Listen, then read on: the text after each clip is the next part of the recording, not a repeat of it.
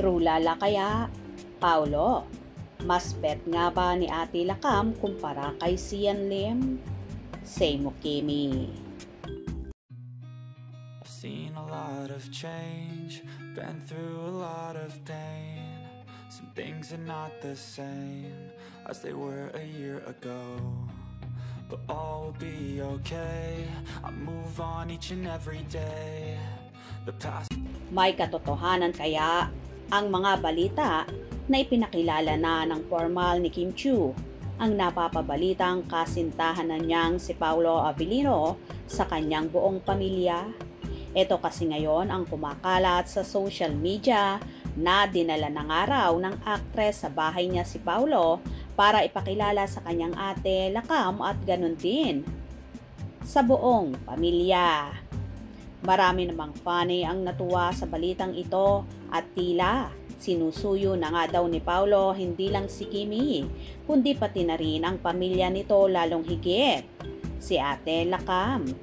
Tila boto naman ang nakatatandang kapatid ni Kimi sa aktor dahil wala itong negatibong mga komento. Siguro kasi nakikita ni Ate Lakam na sincere at totoo si Paolo sa intention sa kapatid niya.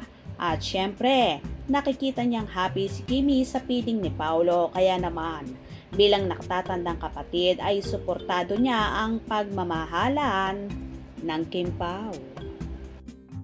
Ngayon nga ay makikitang maaliwalas ang mukha ni Ate Lakam kapag si Paolo na ang nakikita kumpara sa ex ni Kim na si Sian Lim na kumalat din noon na hindi raw boto ang pamilya ng aktres sa kapuso, aktor, direktor.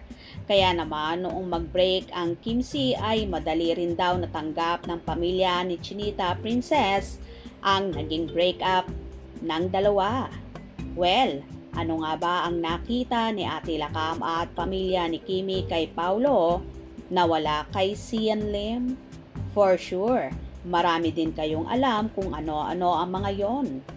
Anyway, kung totoo ang lahat ng ito, walang higit na mas masaya sa dalawa kundi ang kanilang mga tagahanga na ngayon nga ay nag-aabang sa latest ganap sa Kim Pao na ilang araw nang walang updates or paramdam after ng naging show sa California. Paniguradong may sorpresang magaganap kaya abang-abang tayo at huwag pahuhuli sa mga maiinit na kaganapan kina Kim at Paolo.